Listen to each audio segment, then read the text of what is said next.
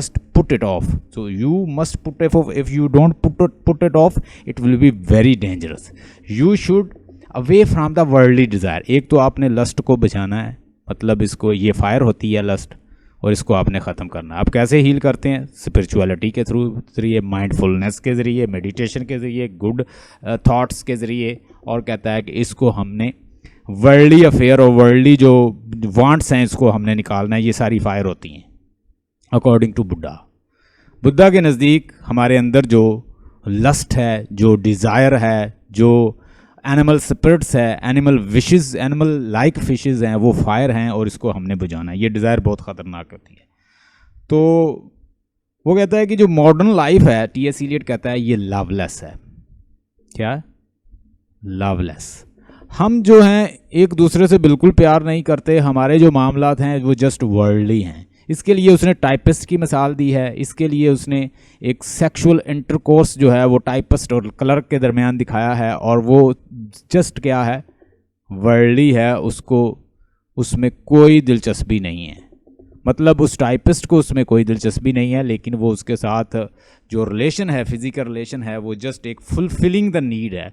Just वो duty पूरी कर रहे हैं। They are not enjoying the pleasures of the sexual life.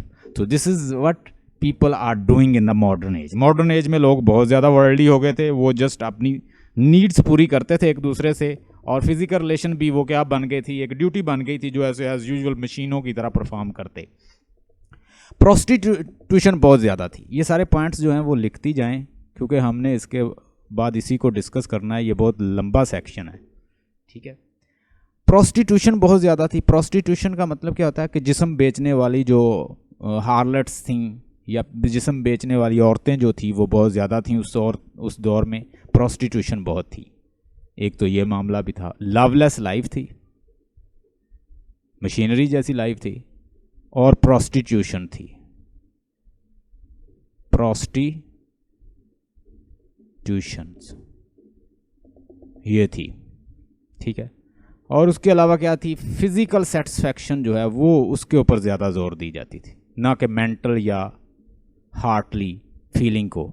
Physical satisfaction चाहे जो भी मिल जाए, बस फिज़िकल सेटिस्फैक्शन आपने पूरी करनी है, और कोई आपको किसी से कोई मामला नहीं है। उसके बाद पोल्यूटेड एक्स्ट्रा मैरिटल अफेयर जो हैं वो बहुत हो गए थे। मतलब एक औरत शादीशुदा है, तो वो अगर आज भी देखा जाए तो आज भी ये मामला जो हैं वो काफ़ी ज़्यादा हैं।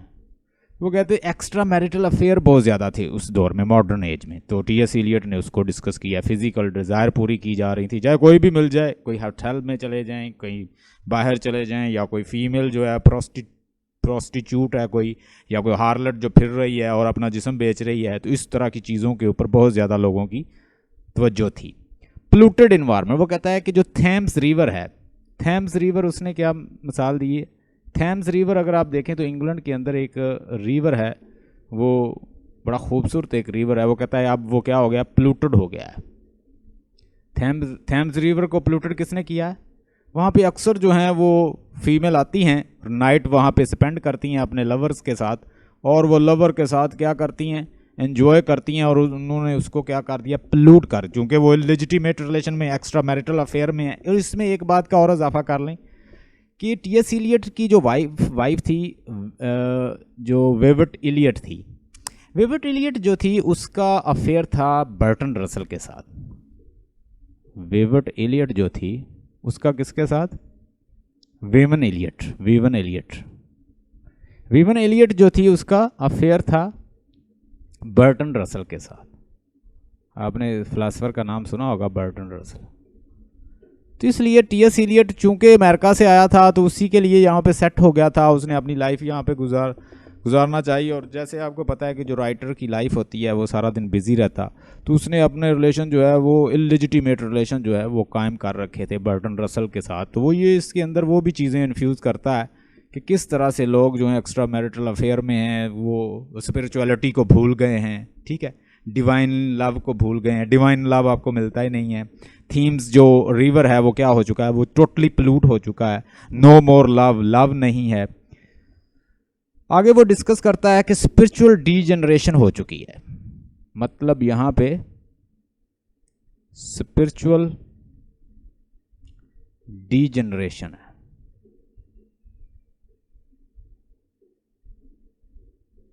स्पिरिचुअल डीजनरेशन कैसे हो चुकी? जब लोग जो हैं वो मैक्सिमम जो किस में इन्वॉल्व हैं, एक्स्ट्रा मैरिटल अफेयर में इन्वॉल्व हैं और फिजिकल लव में इन्वॉल्व हैं, और स्पिरिचुअल जो है वो बिल्कुल ख़त्म हो चुकी है। थीम्स रिवर में अब कहता है फेरीज नहीं रहती, अब अप्सरा जो है, अप्सराएं जो हैं वो वहाँ पे नहीं, अप्सरा होती है फेरीज, क्वींस, परियां। कहता है अब जो यहाँ पे फेरीज थी वो सारी सारी रात उन्होंने एंजॉय किया है, तो दिन को क्या देखते हैं कि वो सब कुछ छोड़ के चली गई हैं और अब कुछ नहीं है यहाँ पे। अक्सर वो रात को आती नाइट टाइम और एंजॉयमेंट करती, जब वो इवनिंग टाइम मतलब दिन वहाँ पे स्टे करती रात तक और फिर वो वहाँ पे चली जाती, उनके लवर भी चले जाते। तो ये उसने उसके अंदर एक बात की है। He talks about the regeneration, last में वो बात करता है रीजनरेशन की। कहता है होप है, किसमें होप है? सेंट अगस्टिन के अगर आप स्पिरिचुअलिज्म के ऊपर अमल करें, बुद्धा का जो कॉन्सेप्ट है स्पिरिचुअलिज्म का उस पर अमल करें तो होप है, इसकी उम्मीद है। अच्छा, फिर इसने एक और डिस्कस किया है, मिस्टर यूजिनाइट को डिस्कस किया है। मिस्टर यूजिनाइट, ये एक मर्चेंट है यूजिनाइट, यूजिनाइट ये लिख लें इसको। मैडम सोस्ट्रिस ने भी इसको डिस्कस किया अपने कार्ड के अंदर, अगर आपने लास्ट पढ़ा हो तो मैडम सोस्ट्रिस जो है, हमने उसका जो करैक्टर पढ़ा था वो बताती है, प्रेडिक्शन बताती है, तो यूजिनाइट को उसने डिस्कस किया है। ये वन नाइड है, क्या है? वन नाइड मर्चेंट है, और ये इसके मुंह के ऊपर भी बहुत सारे क्या निकले हुए हैं, पिंपल से निकले हुए हैं, और बहुत इसकी बड़ी डिफॉर्म पर्सनैलिटी है इस पर्सन की। नाम क्या है? यूजिनाइट, मिस्टर यूजिनाइट। मिस्टर यूजिनाइट जो है वो होमोसेक्सुअल है, वो इसके अंदर आएगा और वो हमारे स्पीकर को कहता है कि चलो ना मेरे साथ, हम कैनन होटल में चलते हैं, वहाँ खाना खाएंगे। ये होमोसेक्सुअल है। Homosexual mean a person who has attraction for the same sex. Male जो है वो मेल की तरफ अट्रैक्शन रखता है और फीमेल जो है वो फीमेल की तरफ रखती है, उसको कहते हैं होमोसेक्सुअल। अब ये जो यूजिनाइट है, मिस्टर यूजिनाइट जो है, ये इसके अंदर डिस्कस हुआ है। मिस्टर यूजिनाइट जो है ये क्या है? होमोसेक्सुअल है, इसके अंदर हम पढ़ेंगे। और ये क्या करता है? ये हमारे स्पीकर को इनवाइट करता है कि चलो ना हम खाना खाते हैं। हम जाते हैं, कहाँ जाते हैं? हम कैनन होटल में जाते हैं, वहाँ पे हम मिल के खाना खाएंगे और वीकेंड इकट्ठे स्पेंड करेंगे, और फिर हम जाएंगे मेट्रोपोल होटल में। ये दोनों होटल जो हैं वो होमोसेक्सुअल एक्टिविटी के लिए बड़े मशहूर हैं और बड़े जाने जाते हैं। इनका नाम है मेट्रोपोलिटन्स। अगर वो पूछ लें कि name the two hotels they are discuss in the west land for the homosexual activity, तो ये दोनों हैं, मेट्रोपोलिटन्स और कैनन होटल। अब ये दोनों होटल का डिस्कस किया गया है। मिस्टर यूजिनाइट जो है वो एक होमोसेक्सुअल है, ये वो हमारे स्पीकर को इनवाइट करता है, चलो मेरे साथ खाना खाओ, और हम वहाँ पे जाते हैं, एंजॉय करते हैं। यहाँ पे टी.एस. इलियट बताते हैं कैसे सोसाइटी जो है डीजनरेट हो चुकी है, कैसे गिर चुकी है, किस तरह से वो इनवाइट कर रहे हैं बुरे कामों की तरफ। और मॉडर्न एज में ये चीज़ बहुत ज़्यादा थी, मैंने आपको पहले ही बताया, पीक पे थी। फिर इसके अंदर एक करैक्टर डिस्कस होता है, ट्रीसियस। ट्रीसियस की स्टोरी जो है वो डिफरेंट जो राइटर हैं, एंशिएंट ग्रीक के जो राइटर्स हैं, जैसे यूरिपिड हो, सोफोकली हो या एस्किलिस हो, इसके अलावा दीगर जो बड़े बड़े राइटर हैं, होमर, विर्जिल, इस तरह के राइटर्स ने इसको डिस्कस किया है। ये राइटर जो ट्रीसियस है ये अंधा है। अगर आपने देखा हो इडिपस रेक्स के अंदर देखा हो, तो हमने देखा था कि इडिपस रेक्स जब अपनी प्रोफेसी जो है, मतलब वो अपने आप को अपने बारे में कुछ जानना चाहता है कि मैं कहाँ से आया हूँ, असल में प्रॉब्लम क्या है थीब का, तो वहाँ पे आपने देखा होगा वो ट्रीसियस को बुलाते हैं। ट्रीसियस कहता है कि मेरी ज़बान ना खुलवाओ, मैं चाहता हूँ कि मैं यहाँ से चला जाऊँ और मैं कुछ ना बताऊँ। वो कहता है कि तुमने फिर प्लान किया है किंग को मारने का, यानी तुमने प्लान करके, मुझे तो ऐसे लगता है। वो फिर उसे बताता है कि तुम सबसे बड़ी कर्स जो हो तुम खुद हो। तुमने अपनी मदर से शादी की हुई है और फादर को कत्ल किया है। ठीक है, ये कौन कंसेप्ट बताता है? ये ट्रीसियस बताता है इडिपस के अंदर। इडिपस के अंदर, इडिपस रेक्स के अंदर हमने देखा ट्रीसियस का करैक्टर। अब ये वही ट्रीसियस है और ये लिया गया है ओविड की मेटामॉर्फोसिस, एक वर्क है उसका, ओविड का। ओविड हमने देखा था, जैसे वो हमारे पास राइटर था ग्रीक, लॉन्जाइनस, ओविड और इस तरह के जो बड़े बड़े राइटर्स थे, जो रोमन राइटर्स थे, उनमें ये बड़ा राइटर है, ये भी एंशिएंट राइटर है। और इसने एक वर्क लिखा है मेटामॉर्फोसिस। इस मेटामॉर्फोसिस के अंदर इसका जिक्र आया है ट्रीसियस का। तो ये इसने इससे लिया है और इसको इसने बड़ी अच्छी तरह से स्टडी किया हुआ है। पीछे भी हमने फेलोमेल का जो करैक्टर जो है वो देखा, किस तरह से फेलोमेन के बहनोई ने उसको रेप किया, उसको अंधा कर दिया और उसने फिर अपनी सिस्टर को सम हो बता लिया और उसके बाद वो नाइटिंगेल बन के दोनों उड़ गई और उन्होंने रिवेंज लिया। हमने और उसने अजीबोगरीब किस्म की टग टग और इस तरह जग जग की आवाज़ें भी जो हैं वो प्रोड्यूस की थी उस नाइटिंगेल ने, हमने डिस्कस किया। अब ये ट्रीसियस जो है, इसको जिक्र इस तरह किया गया है कि दो सांप हैं, दो स्नेक हैं। वो दोनों स्नेक्स जो हैं वो आपस में क्या कर रहे हैं, कॉपुलेशन कर रहे हैं, मतलब सेक्सुअल इंटरकोर्स के अंदर इन्वॉल्व हैं दो स्नेक। अब ये ट्रीसियस इनको देख लेता है और ये एक छड़ी लेता है और उन दोनों को अलहदा कर देता है। जब ये उन दोनों को अलहदा कर देता है तो वो, अक्सर आपने थोड़ा सुना होगा मिथोलॉजी में कहते हैं कि स्नेक्स जो होता है, एक स्नेक को मार दें तो दूसरा स्नेक जो है उसको फॉलो करता है, चेज करता है और अल्टीमेटली क्या होता है, सजा मिलती है। ये हमने सुना है, लोगों से मिथोलॉजी सुनी है इस तरह की। अब इसी तरह की मिथोलॉजी है कि वो दोनों जब सेक्सुअल इंटरकोर्स में इन्वॉल्व होते हैं तो ये उनको छड़ी से अलहदा करता है तो वो उसको बददुआ देते हैं, ठीक है। अब ये अंधा हो जाता है, यानी इसे बददुआ देते हैं और ये अंधा हो जाता है। इसके बाद ये सारा प्रोसेस जो है, ये दोनों हेरा गॉडेस और ये जूअस देख रहे होते हैं। ये जूअस और हेरा गॉडेस जो है, ये दोनों गॉडेसेस हैं। ये दोनों आपस में इनकी डिबेट चल रही है। इन दोनों की आपस में डिबेट चल रही है कि मुझे ज़रा ये बताओ कि क्या एक मेल जो है वो ज़्यादा सेक्सुअली पावरफुल होता है, यानी सेक्सुअली ज़्यादा वो एंजॉय करता है या फीमेल एंजॉय करती है। अब दोनों के अंदर ये एक डिबेट चल रही है, जहाँ पे ट्रीसियस को बुलाया जाता है। ट्रीसियस को जब ये दोनों स्नेक्स जो हैं ये बददुआ देते हैं तो ये बन जाते हैं, क्या बन जाते हैं, ये बन जाता है फीमेल और मेल, दोनों को इसके अंदर करैक्टरिस्टिक आ जाती है। किसके अंदर, ट्रीसियस के अंदर, क्योंकि उसे बददुआ है। तो चूंकि इसने दोनों की लाइफ जो है, इसको बददुआ थी स्नेक्स की, उन स्नेक्स की, तो ये मेल और फीमेल की लाइफ रहा और इसने लाइफ जी मेल और फीमेल की। इसको बुलाया जाता है क्योंकि ये प्रॉफिट होता है ना, तो उसे बुलाते हैं कि ज़रा ट्रीसियस हमें बताएं कि मेल ज़्यादा एंजॉय करता है या फीमेल ड्यूरिंग सेक्सुअल इंटरकोर्स।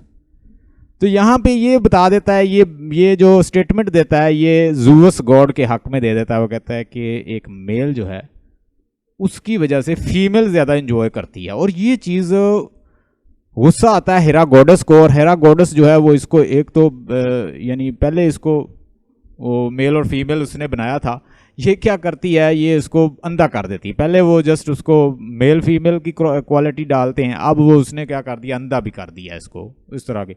अब ये इसको तरस आता है जूअस को तरस आता है इसके ऊपर। जूअस इसको क्या करता है, वो इसको कुछ देता है, अपॉर्चुनिटी दे देता है कि कहता है एक तो तुम 7 जो है बर्थ तुम्हारी होगी, ठीक है, और साथ ही एक और उसको देता है फैसिलिटी कि तुम प्रेडिक्शन कर सकोगे, जो आने वाला वक्त होगा उसकी तुम प्रेडिक्शन कर सकोगे। ये उसको किसने दी है ताकत, जूअस गॉड ने। अब ये जूअस गॉड जो है इसने दी है इसको एक पावर कि ये आने वाली प्रेडिक्शन जो है वो कर सकता है। इसके अंदर वो प्रेडिक्शन बताएगा कि मैं बताता हूँ, मैं बीइंग अ मेल फीमेल, मैंने दोनों लाइफ गुजारी है। आई बिन मेल फीमेल, मैं मेल भी रहा हूँ, मैं फीमेल भी रहा हूँ, मैंने बहुत सारे जन्म लिए हैं। मैं एंशिएंट ग्रीक की जो बड़ी बड़ी वॉल्स हैं उनके पास मैं देखता रहा हूँ कि मेल और फीमेल किस तरह से फीमेल को सेड्यूस करता है, किस तरह से एक फीमेल जो है बीइंग अ फीमेल कितनी टफ जॉब है। वो कहता है कि मैंने मेल और फीमेल दोनों की, ट्रीसियस कहता है, लाइफ गुजारी है। मैं एंशियंट ग्रीक की गलियों में फिरता रहा हूँ, उन वॉल्स के अंदर मैंने देखा है कि कैसे एक मेल फीमेल जो है उनके रिलेशन सेटअप होते हैं, बनते हैं, टूटते हैं, और मेल फीमेल जो है वो कितना तकलीफ में रहती है ये सारे मामलात में। तो ये सारे प्रोसेस वो बता रहा होता, कहता कि मैं आपको एक स्टोरी सुनाता हूं कि ये टाइपिस्ट गर्ल के साथ क्या होने वाला है। ये जो थकी हारी टाइपिस्ट आई है, इसका अब्यूसिव लवर जो है अभी आएगा, क्लर्क, जिसका मैं भी वेट कर रहा हूं। ये मेहमान बन के आएगा टाइपिस्ट के घर, टाइपिस्ट के साथ खाना खाएगा, एंजॉय करेगा, और उस वक्त जब ये देखेगा कि टाइपिस्ट गर्ल जो है वो बहुत थक चुकी है, तो वो उसको क्या करेगा, बाय फोर्स उसके साथ सेक्सुअल इंटरकोर्स करेगा। और उसके ऊपर वो किस तरह का रिएक्शन होगा टाइपिस्ट गर्ल का, वो कहता है मैं आपको बताऊंगा। मैं देख सकता हूँ फ्यूचर में, मैं देख रहा हूँ कि ऐसा हो रहा है इस टाइपिस्ट गर्ल के साथ, क्या किस तरह से उसे सेक्सुअली सड्यूस किया जाएगा, और ये जो क्लर्क है ये क्या करेगा इसके साथ। वो भी एक ऑफिस में काम करता है और अपने आप को पता नहीं क्या समझता है। ज़ूवस गॉड जो है, ज़ूवस गॉड बताता है, ज़ूवस गॉड के बारे में बताता है हमें टी.एस. इलियट कि किस तरह से उसने पावर दी ट्रीसियस को। ट्रीसियस जो है वो प्रेडिक्शन कर सकता है, ट्रीसियस आपको बता सकता है कि फ्यूचर के अंदर क्या हो सकता है। ट्रीसियस बताता है टाइपिस्ट गर्ल के साथ क्या होगा। टाइपिस्ट गर्ल एक टाइपिस्ट गर्ल है, और वो अपने अब्यूसिव लवर, जो उसका क्लर्क, जो उसका लवर है, वो उसके पास आता है और वो उसे क्या करता है, बहकाता है, और उसके साथ अल्टीमेटली सेक्सुअल इंटरकोर्स करता है। और उसके साथ साथ वो हमें ये भी बताता है ट्रीसियस कि वो बिल्कुल उसको एंजॉय नहीं किया। हमें टी.एस. इलियट ये बताना चाह रहा है कि ये बैरन लैंड है, ये जो बंजर वेस्ट लैंड है, इसके अंदर एंजॉयमेंट की कोई नाम नहीं है। मतलब हम लोग जस्ट फिजिकल एंजॉयमेंट तो चाहते हैं, लेकिन स्पिरिचुअलिज्म को हमने बहुत दूर कर दिया है। हमने अपने रिलेशन को भी मशीन बना लिया है। वो कहती है कि अच्छा हुआ जान छूटी, जो भी वो कर गया है it does not matter, at least duty जो है मेरी ख़त्म हुई। और वो भी कहता है कि मैंने अपनी ड्यूटी परफॉर्म की और ही जस्ट लेफ्ट, और उसके बारे में वो बिल्कुल भूल जाती है कि कोई आया था या नहीं आया था मेरे पास। ये दो स्टोरी जो है उसने एक ट्रीसियस की डिस्कस की, टाइपिस्ट गर्ल की डिस्कस की, आपको सिंबलिज्म उसने बताए, बहुत सारी इमेजेस जो हैं टी.एस. इलियट ने यूज़ की हैं। काइंडली नोट कर लें पॉइंट। ये सबसे लंबा सेक्शन है, क्वेश्चन आ सकता है, आपसे पूछ सकते हैं क्वेश्चन, आपसे वो पूछेंगे कि सबसे लॉन्गेस्ट पार्ट जो है वेस्टलैंड का कौन सा है, आप बताएंगे। 139 लाइन है इस पार्ट की, और सबसे लंबा पार्ट है। 5 जितने भी पार्ट्स हैं, उन 5 पार्ट में से वेस्टलैंड की जो सबसे लंबा पार्ट है उसे कहते हैं द फायर सरमन। क्या कहते हैं? The fire Sarman. नोट कर लें। उसके बाद इसमें स्पीकर जो है वो जो थेम्स रिवर है उसको डिस्कस करता है, और थीम रिवर्स जो है वो इंग्लैंड के अंदर है, लंदन के अंदर है, ठीक है। थीम्स रिवर को उसने कंपेयर किया है कि ये बैरन हो चुका है, ये भी क्या हो चुका है, बैरन, डेसोलेट, ठीक है, और ये जो ड्राई हो चुका है, इसके अंदर कुछ नहीं है, स्पिरिचुअलिज्म की कोई चीज़ नहीं है। लोग फीमेल और फेरीज जो भी आते हैं, मेल फीमेल यहाँ पे आते हैं, सेक्सुअल एक्टिविटी